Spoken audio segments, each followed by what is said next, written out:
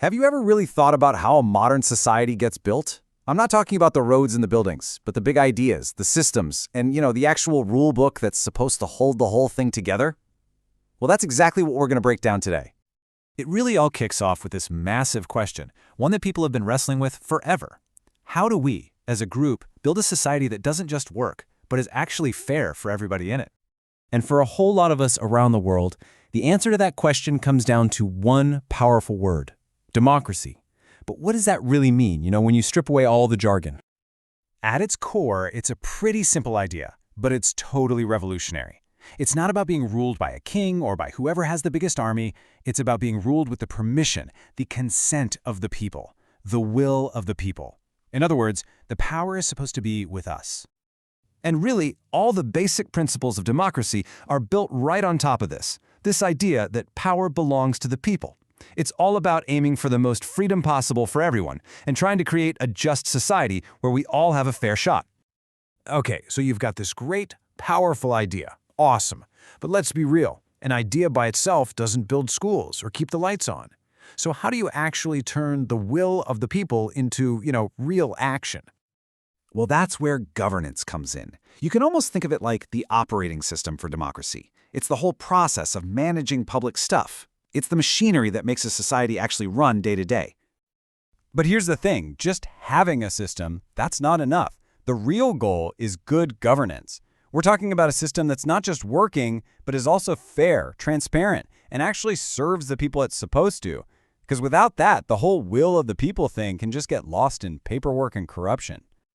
So what does that even look like? Well, think of it like a playbook. First up, participation, making sure everyone and every group has a voice. Then there's the rule of law, which basically means the rules apply to everyone equally, no exceptions. And of course, transparency, because you can't trust decisions that are made behind closed doors.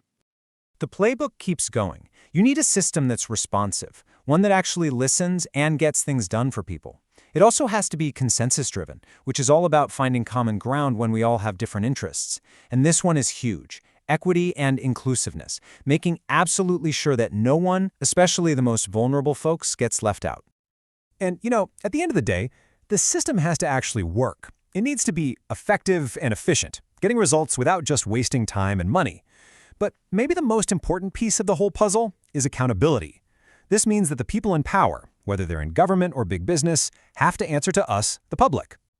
Okay, so that playbook, it sounds pretty solid, right? Like a blueprint for a pretty decent society, which kind of raises the obvious question. If we know what good governance is supposed to look like, why is it so incredibly hard to get it right? Well, the truth is that no system exists in a perfect little bubble. In the real world, this ideal plan runs smack into some really powerful forces that can just stop it cold.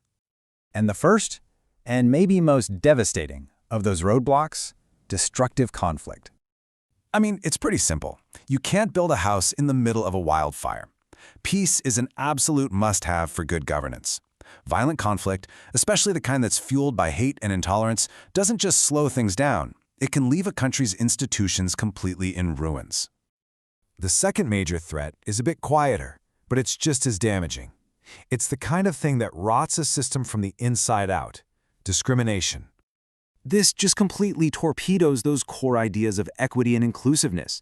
If you're shutting entire groups of people out of the conversation, out of having any real power, you can't have good governance. It's not possible. All you get is deeper and wider inequality. So we have the ideal system on one hand, and we have these major threats that can just tear it all down on the other. What's the shield? What's the ultimate line of defense that's supposed to protect this whole structure? That's where the Constitution comes in. This is the bedrock. It's not just another law, it's the supreme law. It's the one document that lays out the most important fundamental rules of the game for the entire country. And a constitution has some really critical jobs to do. It defines who even belongs to the country. It sets the rules for how we pick our leaders and how we get rid of them. It lays out how we manage our shared resources. And maybe most importantly, it gives us a peaceful way to solve the very conflicts that could otherwise tear us apart. Now, these rulebooks basically come in two flavors. Most countries have what's called a written or codified constitution. It's all in one single official document.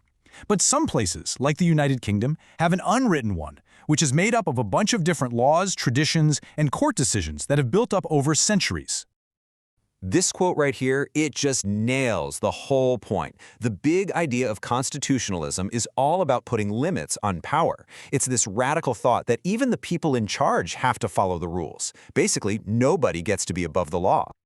When you boil it all down, a constitution isn't just some dusty document for lawyers and politicians. It's designed to be the ultimate shield for all of us, the final guarantee of our freedom and our basic rights. Which brings us right back to where we started. The rules are written, the system is designed, the safeguards are there. But that leaves us with one final, absolutely critical question. Who holds the rulemakers accountable? In a democracy, the answer is always supposed to be the same: us, the people.